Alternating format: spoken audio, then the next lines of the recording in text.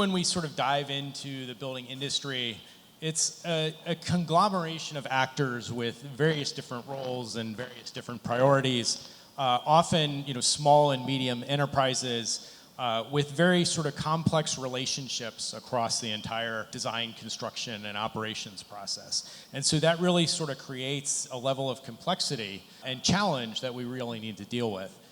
But I think some of the bright spots are things that are happening here at COP with the Global Alliance for Buildings and Construction, with the action paper, with the market transformation agenda, sort of all of those pieces of bringing together folks from across that diverse value chain. I think the challenge then is how do you bring those sort of high-level priorities, down to the folks on the ground that are actually sort of implementing everything.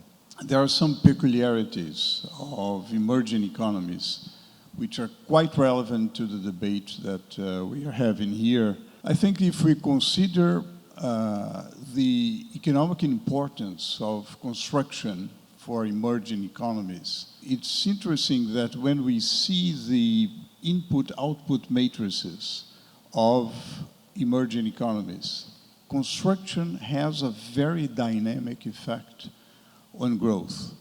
This is a very positive aspect. We have to break the vicious circle of having excess regulation on the formal market and inducing people to the informal market. So this is one of the major problems, because investing in innovation is expensive and risky. And in order to do that, we have to simplify rules, and we have to change relative prices.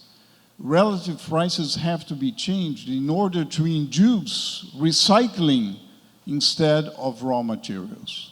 Our presence here at the COP has been oriented towards building this connection between the urban agenda, the agenda of cities, and the climate agenda. For the first time, we have an affordability gap that's affecting the whole world. It's not only here in Brazil, in the Global South, where traditionally the markets have been very limited to 5, 8%, 10% of the households, right? Now it's affecting everybody. So meaning that we have to build, but we have to build in a sustainable manner.